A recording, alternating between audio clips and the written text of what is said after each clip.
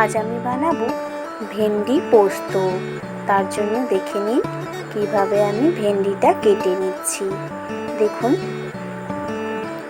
দুপাশে খুব ভালোভাবে আমি একটু একটু করে কেটে নিচ্ছি, যাতে ভেন্ডির ভেতরে খুব ভালোভাবে মশলাটা ঢুকে যায়। প্রথমে আমি ভেন্ডিটা ধুয়ে নিয়েছি, তারপরে আমি কেটে নিচ্ছি। দেখুন কেমনভাবে আমি কাটছি, আপনারা তো দেখতেই পাচ্ছেন। সব ভেন্ডিগুলো আমার খুব ভালোভাবে কাটা হয়ে গেছে। দেখুন, এই রকম ভাবে আমি সবকটা ভেন্ডি কেটে নিয়েছি।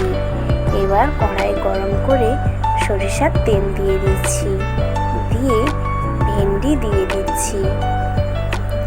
ভেন্ডি দিয়ে হলুদ গুঁড়ো আর লবণ দিয়ে খুব ভালোভাবে ভেন্ডিগুলোকে লাল লাল করে ভেজে নিচ্ছি।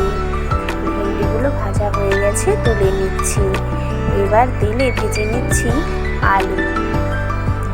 আলুগুলো খুব ভালোভাবে লাল লাল করে ভেজে নিয়েছি। দেখুন, আলুগুলো খুব ভালোভাবে আমার ভাজা হয়ে গেছে, তুলে নিচ্ছি। ওই কড়াতে আবারও দিয়ে দিচ্ছি কিছুটা তেল, দিয়ে দিচ্ছি 5 ফোড়ন, একটা তেজপাতা,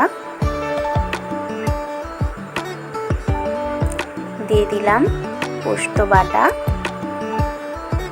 দিয়ে ভালোভাবে কষিয়ে নিচ্ছি। আপনারা চাইলে পেঁয়াজ আদা রসুনও দিতে পারেন। আমি নিরামিষি বানাচ্ছি, তার জন্য আমি শুধু পোস্ত বাটা দিয়েছি। দিয়ে দিলাম পরিমাণ মতো হলুদ গুঁড়ো, লঙ্কা গুঁড়ো আর লবণ, দিয়ে ভালোভাবে কষিয়ে নিচ্ছি।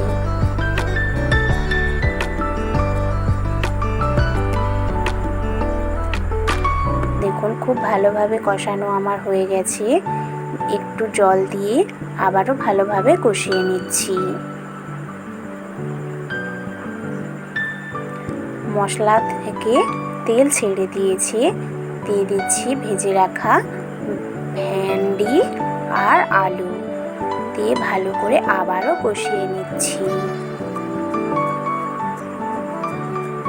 একটু সময় নিয়ে খুব ভালোভাবে ভেন্ডিটাকে কষিয়ে নিতে হবে। কষানো হয়ে গেছে, এবারে দিয়ে দিচ্ছি পরিমাণ মতো জল।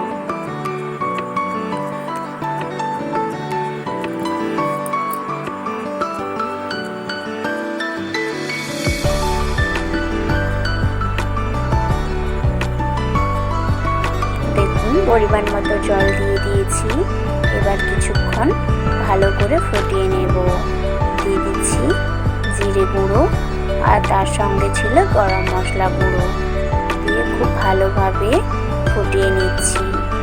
এবারে দিয়ে দেব কিছুটা পরিমাণ চিনি গুঁড়ো,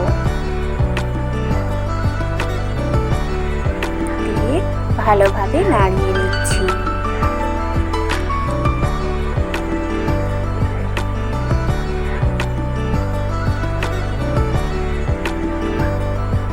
দেখুন, তৈরি হয়ে গেল ঢেঁড়স পোস্ত।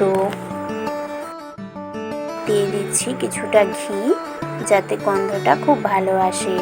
রেসিপিটা ভালো লাগলে কমেন্ট বক্সে অবশ্যই জানাবেন, আর চ্যানেলটাকে সাবস্ক্রাইব না করে থাকলে অবশ্যই সাবস্ক্রাইব করে দেবেন আরও নতুন নতুন রেসিপি পাওয়ার জন্য। আবারও দেখা হচ্ছে অন্য দিন অন্য একটা রেসিপি নিয়ে।